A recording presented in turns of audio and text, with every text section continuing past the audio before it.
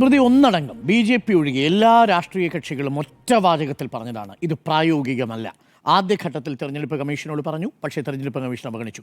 രണ്ടാം ഘട്ടത്തിലും ഇത് തന്നെ ആവർത്തിച്ചു. നമ്മൾ ഹൈക്കോടതിയിൽ പോയി, പക്ഷേ സുപ്രീം കോടതിയിൽ പോകാൻ ഹൈക്കോടതി നിർദ്ദേശിച്ചു.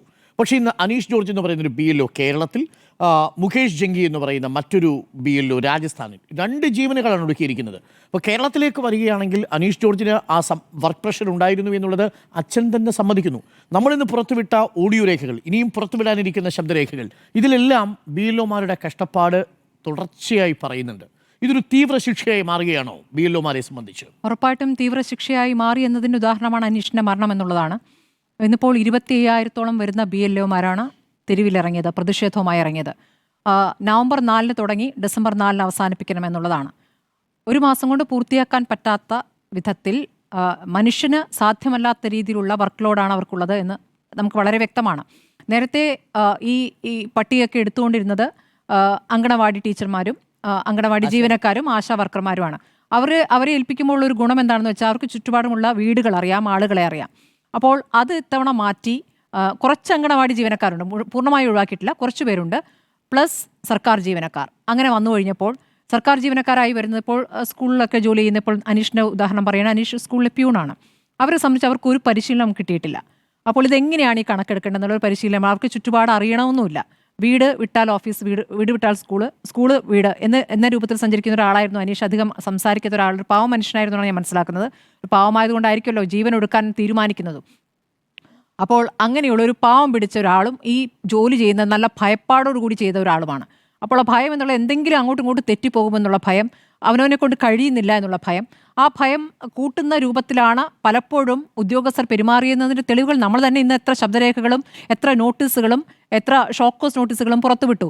അപ്പോൾ അത് പ്രകാരമാണെങ്കിൽ നിങ്ങൾ ടാർഗറ്റ് അച്ചീവ് ചെയ്തിട്ടില്ല, അതായത് 60% എന്നുള്ളത് ടാർഗറ്റ് എന്നൊക്കെ പറയുകയാണ്. അപ്പോൾ അതിന് താഴെയാണെങ്കിൽ റെഡ് മാർക്ക് ചെയ്തിട്ടുള്ള അവർക്ക് കടലാസ് കൊടുക്കുന്നു. അപ്പോൾ അങ്ങനെ ഭയപ്പെടുത്തി അവരെ ടെർമിനേറ്റ് ചെയ്യൂ എന്ന് ഡെപ്യൂട്ടി കളക്ടർ പറയുന്ന ശബ്ദരേഖ നമ്മൾ കൊടുത്തു കഴിഞ്ഞു. അത് കോഴിക്കോടാണ്. അപ്പോൾ ഇത് പലതരത്തിലാണ് ഈ സമ്മർദ്ദം. ഇന്ന് നമ്മുടെ ചർച്ചയിൽ പങ്കെടുത്ത വനിതാ BLO, അവരുടെ പ്രതികരണം നമ്മൾ രാവിലെയും കേട്ടത്. അവർ വയനാട്ടിലുള്ള BLO ആണ്. ഏറ്റവും കൂടുതൽ BLOമാരായി ഏൽപ്പിച്ചിരിക്കുന്ന സ്ത്രീകളെയാണ് എന്നൊരു വിഷയം കൂടിയുണ്ട്. അപ്പോൾ ഇതിനൊരു ജോലി സമയമില്ല. രാവിലെ പുലർച്ചെ തന്നെ വീട്ടിൽ നിന്ന് ഇറങ്ങുമെന്നാണ് പറയുന്നത്. ഭക്ഷണം കഴിക്കാൻ പറ്റില്ല, കാരണം അവർക്ക് ഉച്ചയാകുമ്പോഴേക്കും ഇത്ര പേർക്കെങ്കിലും കൊടുത്തു തീരണമല്ലോ. ഭക്ഷണം കഴിക്കാൻ പറ്റില്ല. എന്തിനും അടിസ്ഥാന സൗകര്യങ്ങൾ, ഒന്ന് മൂത്രമൊഴിക്കാൻ പോകാൻ പോലുള്ള സൗകര്യം ഉണ്ടായിട്ടില്ല. അപ്പോൾ അങ്ങനെ ബുദ്ധിമുട്ടിയിട്ടാണ് ഇവർ ചെയ്യുന്നത്. ഭക്ഷണം കഴിച്ചില്ല. ഇന്ന് അവർ പറയുന്നു ഉച്ചയ്ക്ക് ഒരു ദിവസം ഭക്ഷണം കഴിക്കാൻ പറ്റിയത് ഒരു ഉദ്യോഗസ്ഥനെ കൂടി സഹായത്തിന് പിന്നീട് തന്നപ്പോഴാണ് എന്നുള്ളതാണ്. അങ്ങനെ പോകുന്നു. ഇനി പോയി കഴിഞ്ഞാലുള്ള പ്രശ്നം എന്താണ്? വീടുകളിൽ പോയാൽ പലപ്പോഴും വീടുകളുടെ ഗേറ്റ് തുറക്കില്ല. ചിലർ ഭയങ്കരമായി ഇവരെയൊന്നും അപമാനിക്കുന്ന രൂപത്തിൽ, ഇത് അവരുടെ കൂടി ആവശ്യം, അവരെ പട്ടികയിൽ ഉൾപ്പെടുത്തുക, വോട്ട് ചെയ്യാനുള്ള അവരുടെ അവകാശം സംരക്ഷിക്കാൻ വേണ്ടിയിട്ടാണ് ഇവർ ഈ ഇറങ്ങിയിരിക്കുന്നത് എന്നുള്ള ആ ബോധ്യമില്ലാത്തതുകൊണ്ടാകാം പലരും വാതിൽ തുറക്കില്ല. ഇനി വാതിൽ തുറന്നാലോ, നിങ്ങൾ എന്തിനാണ് ഈ സമയത്ത് വന്നത് എന്നുള്ള ചോദ്യം. അവരൊരു സമയം നിശ്ചയിച്ചിട്ടുണ്ട്, ആ സമയത്തിന് എത്തണം. അവരാണെങ്കിൽ ഇത് പൂർണ്ണമായി എത്തുമ്പോൾ ചിലപ്പോൾ സന്ധ്യാനേരത്തായിരിക്കും, രാത്രിയായിരിക്കാം എത്തുന്നത്. അപ്പോൾ അങ്ങനെ പ്രതിഷേധിക്കുന്നവരുണ്ടാകും. ഇനി പ്രായമായുള്ള വീടുകളിൽ ചെല്ലുകയാണെങ്കിൽ പ്രായമായവർക്ക് അതിനെക്കുറിച്ച് ഒന്നും അത് ഫിൽ ചെയ്യുന്ന കാര്യത്തിൽ കൃത്യമായി അറിയില്ല. അപ്പോൾ അത് 1 മുതൽ അവർക്ക് പറഞ്ഞു കൊടുക്കണം അതിനെടുക്കുന്ന സമയം. അപ്പോൾ അതൊരു വിഷയം. പിന്നെ ഒരു കാര്യമുള്ളത്, ഈ ഒരു വീട്ടിലെ തന്നെ പല ആളുകൾ പല ബൂത്തിലായിരിക്കും വോട്ട്. അതൊരു പ്രശ്നം. അപ്പോൾ ഒരു സ്ഥലത്ത് ഒരു കാര്യം ചെയ്തതിനു ശേഷം പിന്നെ അടുത്ത വീട്ടിൽ പോയതിനു ശേഷം വരേണ്ടി വരും. അങ്ങനെയൊക്കെയുള്ള പ്രശ്നങ്ങളുണ്ട്. പല ബൂത്തുകളായി പല വാർഡുകളിലായുള്ളവരെ ഏൽപ്പിക്കുന്നു. ഇപ്പോൾ ഇന്ന് നമ്മുടെ ചർച്ചയിൽ പങ്കെടുത്ത BLO അവരുടെ വാർഡിലല്ല, വേറെ വാർഡുകളിലേക്ക് പോകേണ്ടി വന്നു. ഒരു തരത്തിലും ഒരു ധാരണയില്ലാണ്ട് ജോലി ചെയ്യേണ്ടി വരികയാണ്. ഒന്ന് ആലോചിച്ച് നോക്കൂ. ആളുകളെക്കുറിച്ച് അറിയില്ല, ആ വീട്ടിൽ എത്ര പേരുണ്ടെന്ന് അറിയില്ല. ചിലർ പറയുന്നു അവർ സ്ഥലം മാറിപ്പോയെന്ന്. അപ്പോൾ ആ സ്ഥലം മാറിപ്പോയവരെ തപ്പി വീണ്ടും പോകുന്നു. എന്തൊരു ദുർഘടം പിടിച്ച കാര്യമാണ്. അപ്പോൾ അങ്ങനെ പോകുന്നു. സ്ത്രീകളെ സംബന്ധിച്ച് ഏറ്റവും ബുദ്ധിമുട്ടുള്ള ഒരു സാഹചര്യം. സ്ത്രീകൾ മാത്രമല്ല, പുരുഷന്മാരും അവരെ സംബന്ധിച്ച് ഇത്ര സമയത്തോളം തീർക്കണമെന്നുള്ള, ടാർഗറ്റ് അച്ചീവ് ചെയ്യണമെന്നുള്ള ഭീഷണി മുഴങ്ങുന്ന സാഹചര്യം. അപ്പോൾ ഇത് ഒരു തരത്തിലും മനുഷ്യ സാധ്യമല്ല എന്നുള്ളൊരു വിഷയമാണ് വരുന്നത്. ഇപ്പോൾ അനീഷിൻ്റെ കാര്യത്തിൽ തന്നെ മുഖ്യ തെരഞ്ഞെടുപ്പ് ഓഫീസർ പറയുന്നത് അങ്ങനെ തെരഞ്ഞെടുപ്പ് കമ്മീഷൻ്റെ ഭാഗത്തു നിന്നും ഒരു തരത്തിലുള്ള സമ്മർദ്ദവും ഉണ്ടായിട്ടില്ല എന്നാണ്. ആ സമ്മർദ്ദം ഉണ്ടായി എന്നതിന് തെളിവുകളാണല്ലോ നമ്മുടെ മുന്നിൽ വരുന്നത്. അപ്പോൾ എങ്ങനെയാണ് അത് അങ്ങനെയല്ല എന്ന് പറയുക എന്നുള്ളതാണ്. ഇനി സാങ്കേതികമായി മുഖ്യ തെരഞ്ഞെടുപ്പ് ഓഫീസർക്ക് പരിമിതിയുണ്ട്, COക്ക് പരിമിതിയുണ്ട്. അതായത് തെരഞ്ഞെടുപ്പ് കമ്മീഷൻ കേന്ദ്ര തെരഞ്ഞെടുപ്പ് കമ്മീഷൻ തീരുമാനിച്ച കാര്യം നടപ്പാക്കുക എന്നല്ലാതെ നിർവാഹമില്ല എന്നുള്ളതാണല്ലോ രാഷ്ട്രീയ പാർട്ടികളുമായുള്ള ചർച്ചയിൽ രത്തൻ ഖേൽക്കർ പറഞ്ഞിരിക്കുന്നത്. അത് സാങ്കേതികമായി ശരിയായിരിക്കാം. പക്ഷേ ഇവിടെ ഒരു തദ്ദേശ തെരഞ്ഞെടുപ്പ് നടക്കുന്നു എന്ന സാഹചര്യം അത് കൃത്യമായി ബോധ്യപ്പെടുത്താൻ ജ്ഞാനേഷ് കുമാർ കേരളത്തിൽ ജോലി ചെയ്തിട്ടുള്ള ഒരാൾ കൂടിയാണ്. അപ്പോൾ ഈ അദ്ദേഹം അത് അദ്ദേഹം എങ്ങനെയാണ് പ്രവർത്തിക്കുന്നത് നമ്മൾ ബീഹാറിൽ കണ്ടു കഴിഞ്ഞു. അപ്പോൾ അതൊരു പ്രധാനപ്പെട്ട ഘടകം. അതിൽ കൃത്യമായ തീരുമാനങ്ങൾ എടുക്കുന്നില്ല. ഇപ്പോൾ തദ്ദേശ തെരഞ്ഞെടുപ്പുമായി ബന്ധപ്പെട്ട് സർക്കാർ കുറേ ഉദ്യോഗസ്ഥരെങ്കിലും ആ ജോലിയിലാണ്. ആ ജോലിയും ഈ ജോലിയും ചെയ്യണമോ, ഈ ജോലി തീർത്തിട്ടാണോ ആ ജോലി ചെയ്യേണ്ടത്, ആകെക്കൂടി പ്രശ്നമാണ്. ഇനി ബി എൽ എമാരുടെ സഹായം തേടാമല്ലോ. ബി എൽ എമാർ എന്ന് വെച്ചാൽ ബൂത്ത് ലെവൽ ഏജന്റുമാർ, അതത് രാഷ്ട്രീയ പാർട്ടികളിൽ വിട്ടുകൊടുക്കുന്ന ആളുകൾ. അപ്പോൾ അങ്ങനെ നോക്കുമ്പോൾ ബി എൽ എമാരുടെ സഹായം തേടുമ്പോൾ ബി എൽ എമാർ ഇല്ല എന്ന് വെച്ചാൽ അവരും ഇപ്പോൾ തദ്ദേശ തെരഞ്ഞെടുപ്പിന് തിരക്കിൽ പോവുകയാണ്. അവർ രാഷ്ട്രീയ പാർട്ടിയിലെ പകുതി നേതാക്കളും പോവുകയാണ്. ഇന്നിപ്പോൾ നമ്മുടെ ചർച്ചയിൽ പങ്കെടുത്ത വനിതയുടെ കൂടെ ആരുമില്ലെന്നേ, രാഷ്ട്രീയ നേതാക്കളെ ഒന്നും കിട്ടുന്നില്ല. അപ്പോൾ അവരെ സംബന്ധിച്ച് ഇവരുടെ സംശയം തീർക്കാൻ ആരും കൂടെ വരാനില്ല.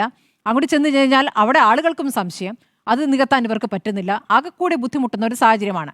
ഇനി അനീഷിൻ്റെ കാര്യത്തിലേക്ക് വരികയാണെങ്കിൽ, അനീഷിൻ്റെ വിഷയത്തിൽ മറ്റു ചില വിഷയങ്ങൾ കൂടിയുണ്ട് എന്നുള്ള ഒരു ശബ്ദരേഖയാണല്ലോ ഇന്നിപ്പോൾ കോൺഗ്രസ് പുറത്തുവിട്ടിരിക്കുന്നത്. അതിൽ ഇത് വൈശാഖ് എന്ന കോൺഗ്രസിൻ്റെ BLA അനീഷിനോട് സംസാരിച്ചതിൻ്റെ ശബ്ദരേഖയാണ്. അതിൽ അയാൾ പറയുന്നുണ്ട്, 2 ദിവസം പോയപ്പോൾ വൈശാഖാണ് കൂടെ പോയത്, ഇനി നിങ്ങൾ വരണ്ട കേട്ടോ, അവർ പ്രശ്നം ഉണ്ടാക്കും എന്ന് പറയുന്നു. അപ്പോൾ അവർ എന്ന് പറയുന്നത് CPM ആണോ, ഞങ്ങളല്ല എന്ന് CPM പറയുന്നു. പക്ഷേ നമുക്കറിയാവുന്നതാണ് പയ്യന്നൂർ CPMൻ്റെ ശക്തി കേന്ദ്രമാണ്. അവിടെ അവർ എന്ന് പറയുമ്പോൾ മറ്റു രാഷ്ട്രീയ പാർട്ടി ആയിരിക്കില്ല. എന്നാലും അങ്ങനെ ഒരു സമ്മർദ്ദം, അതിനൊരു മറ്റൊരു കാര്യം കൂടി ഉണ്ട് കേട്ടോ. വൈശാഖ് ഒരു BLA മാത്രമല്ല, അവിടുത്തെ 1-ാം വാർഡിലെ UDFൻ്റെ സ്ഥാനാർത്ഥി കൂടിയാണ്. അപ്പോൾ സ്ഥാനാർത്ഥിയെ കൂട്ടിപ്പോകുന്നു എന്നുള്ളതാണ് അവരുടെ പ്രശ്നം. സ്ഥാനാർത്ഥി കൂട്ടി പോകുമ്പോൾ അതുവഴി വോട്ട് മേടിക്കാനാണോ BLAയോട് കൂടെ പോകുന്നത് എന്നുള്ള വിഷയമാണ് അവിടെ ഉന്നയിക്കപ്പെടുന്നതെന്ന് ഞാൻ മനസ്സിലാക്കുന്നത്. അതൊരു വിഷയം. അപ്പുറത്ത് CPMൻ്റെ BLA പോകുന്നില്ല, പോയില്ല. പകരം പോകുന്നത് ബ്രാഞ്ച് സെക്രട്ടറിയും DYFI നേതാവുമാണെന്നുള്ളതാണ് കോൺഗ്രസ് ഉന്നയിക്കുന്ന ആരോപണം. അപ്പോൾ 2 വശത്തും ആ ഒരു പ്രശ്നമുണ്ട്. BLAമാരല്ല പോകുന്ന BLA സ്ഥാനാർത്ഥി കൂടിയാകുമ്പോൾ അങ്ങനെ നിയമമൊന്നുമില്ല, ചട്ടമൊന്നുമില്ല. പക്ഷേ ധാർമ്മികമായി ശരിയാണോ എന്നൊരു വിഷയം, ആ ഒരു വിഷയം അവിടെ നിൽക്കുന്നു. ആ ശബ്ദരേഖ അവിടെ പുറത്തു വരുന്നു. അത് ഉദ്ദേശിച്ച CPMനെ തന്നെയാണെന്ന് മനസ്സിലാക്കുന്നു. പക്ഷേ അതാണ് മരണകാരണം എന്ന് ഞാൻ കരുതുന്നില്ല. ഒരു സമ്മർദ്ദം, പലതരത്തിലുള്ള സമ്മർദ്ദങ്ങൾക്കിടെ അതുകൂടി വരുമ്പോൾ ഉള്ളൊരു വിഷയമായിട്ട് ഞാൻ കാണുന്നുള്ളൂ. പക്ഷേ ഏറ്റവും വലിയ വിഷയം തെരഞ്ഞെടുപ്പ് കമ്മീഷൻ ഉയർത്തിയിരിക്കുന്ന ഈ കാര്യം തന്നെ. നമ്മളൊന്ന് ആലോചിച്ച് നോക്കണം. ബീഹാറിൽ ഈ വോട്ടപ്പട്ടികയിൽ നിന്ന് 68 ലക്ഷം പേർ എങ്ങനെയായിരിക്കും പുറത്തു പോയിട്ടുണ്ടാവുക? നമുക്കിപ്പോൾ കേരളത്തിൽ അത്യാവശ്യം വിദ്യാഭ്യാസം ഉള്ളവരാണ്, കാര്യങ്ങൾ കുറച്ചുകൂടി അറിയുന്നവരാണ്. അവരുടെ കാര്യത്തിൽ പോലും കൃത്യമായി രേഖപ്പെടുത്താൻ കഴിയാത്തൊരു സാഹചര്യം ഉണ്ടെങ്കിൽ ബീഹാറിലൊക്കെ നമുക്കറിയാം അവിടുത്തെ ഒരു വിദ്യാഭ്യാസ അവസ്ഥ എന്താണ്. അപ്പോൾ അവരെയൊക്കെ എങ്ങനെയാണ് അത്രയും പേരെ പുറത്താക്കിയെന്നുള്ളതാണ്. ഇവിടെ ഇപ്പം നമുക്ക് നോക്കൂ, ഷുക്കൂർ, ആലപ്പുഴയിലെ കോൺഗ്രസ് മുൻ MLA ഷുക്കൂറും കുടുംബത്തിലെ 4 പേരടക്കം പട്ടികയിൽ നിന്ന് പുറത്തായിട്ടുണ്ട്. അപ്പോൾ ഇതൊക്കെ ഒരു വിഷയമായി അവിടെ നിൽക്കുകയാണ്. ഈ സമ്മർദ്ദം അതിജീവിക്കാൻ ഇനിയിപ്പോൾ ആകെ ഒരു സാധ്യതയുള്ളത് കോടതിയാണെന്നാണ് ഞാൻ മനസ്സിലാക്കുന്നത്. ഇപ്പോൾ ഹൈക്കോടതിയിലേക്ക് പോയപ്പോൾ ഹൈക്കോടതി പറഞ്ഞു സുപ്രീം കോടതിയിലേക്കാണ് പോകേണ്ടത്. കേന്ദ്രമെടുത്ത തീരുമാനത്തിൽ ഇവിടെ ഇടപെടാൻ പറ്റില്ല എന്ന രൂപത്തിലാണ് ഹൈക്കോടതി പ്രതികരിച്ചത്. സുപ്രീം കോടതിയിലേക്ക് നീട്ടിത്തരണമെന്ന ആവശ്യമായി ലീഗ് പോയിട്ടുണ്ട്.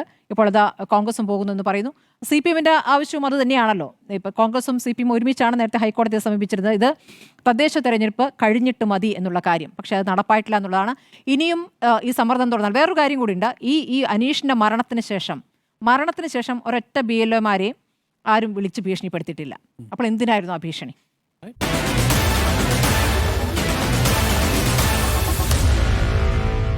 Meet the editors.